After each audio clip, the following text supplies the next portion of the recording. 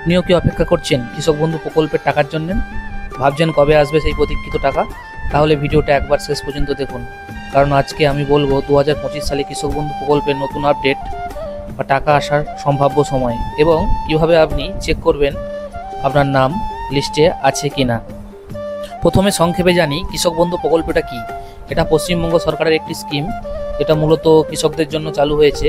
এই প্রকল্পের মাধ্যমে কৃষকদের বছরে দুবার করে মোট 10,000 টাকা দেওয়া হয়, একবার খারিফ মরশুমে আর একবার রবি মরশুমে। এখন আসি আসল প্রশ্নে, টাকা কবে আসবে। সাধারণত কৃষক বন্ধু প্রকল্পের টাকা জুন মাসের শেষ সপ্তাহে, জুলাইয়ের প্রথম সপ্তাহে দেওয়া হয়।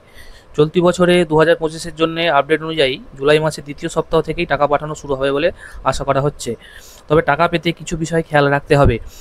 1, আধার কার্ডে ভুল তথ্য। 2, ব্যাঙ্ক অ্যাকাউন্টে লিঙ্ক না থাকা। 3, জমির রেকর্ড আপডেট না থাকা। 4, পূর্বে দেওয়া ভাতা নেওয়ার তথ্য মেলেনি। তাই এখনই দেখে নিন আপনার তালিকায় নাম আছে কিনা। তার নাম চেক করতে 3টে স্টেপ ফলো করতে হবে। 1 নম্বর, গুগলে যান, কৃষক বন্ধু স্ট্যাটাস চেক করুন।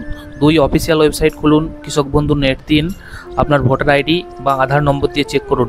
নাম থাকলে বুঝবেন আপনি এইবারে টাকা পাবেন, না থাকলে নির্দিষ্ট কৃষক দপ্তরে যোগাযোগ করুন।